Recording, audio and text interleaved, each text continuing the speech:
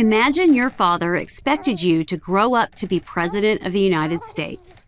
Now imagine you did. That was John Quincy Adams. His father, John Adams, was a leading figure in the American Revolution and the second president of the United States. That's a lot to live up to, but John Quincy did it, and more. Born on July 11, 1767 near Boston, he grew up in a time of turmoil. At the age of 7 in 1775, he watched the Battle of Bunker Hill from a hilltop near his family home.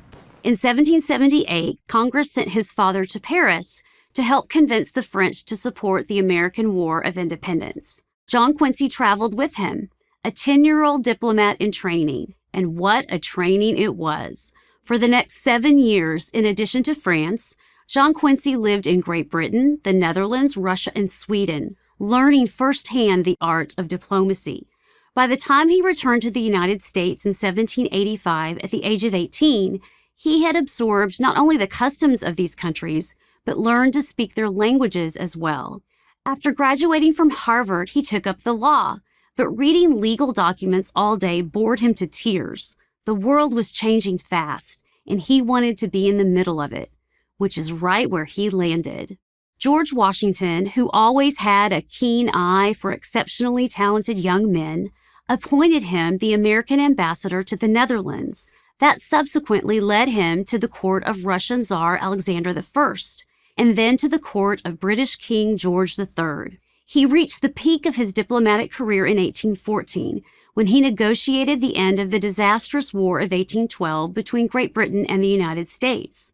Although the British as the stronger power had the leverage, Adams and his colleagues held their ground. The final settlement, named the Treaty of Ghent after the Belgian city where it was signed, was essentially a wash for the British, but a victory for the Americans, who from their point of view had defeated the British a second time.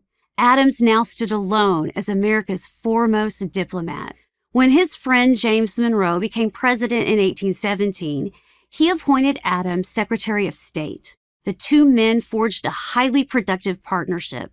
Their most lasting accomplishment was the Monroe Doctrine, issued in 1823. The doctrine announced that America would not permit European colonization in the Western Hemisphere. Although the doctrine bears the name of the fifth president, it originated with his Secretary of State. It remains a fundamental principle of American foreign policy. Adams's many accomplishments made him the logical successor to Monroe, but the hero of the War of 1812, Andrew Jackson, begged to differ. In the 1824 presidential election, Jackson ran against Adams. Jackson won the popular vote, but couldn't secure a majority in the Electoral College. This forced the decision as to who would be the next president into the House of Representatives. When Henry Clay, the influential Speaker of the House, threw his support to Adams, the son of the second president became the sixth president. Adams had achieved his ultimate goal. It brought him nothing but misery.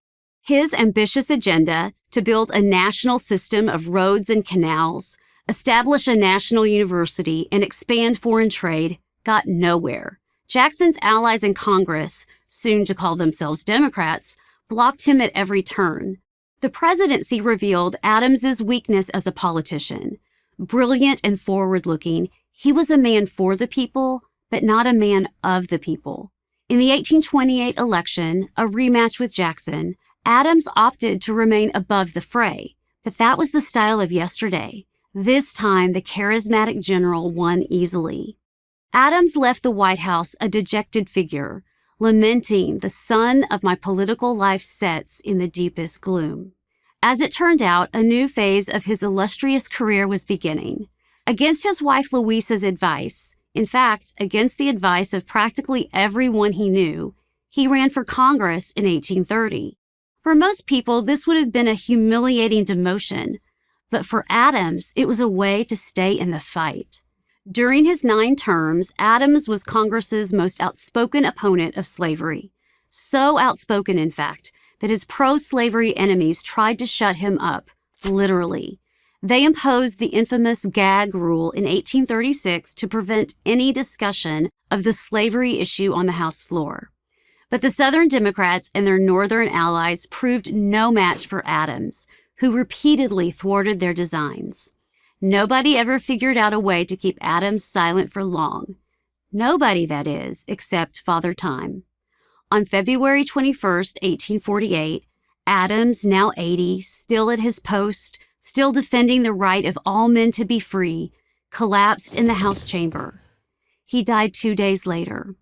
John Quincy Adams was far from America's most successful president, but by his own high standard, his record of public service has never been equaled. I'm Jane Hampton Cook, author of American Phoenix for Prager University.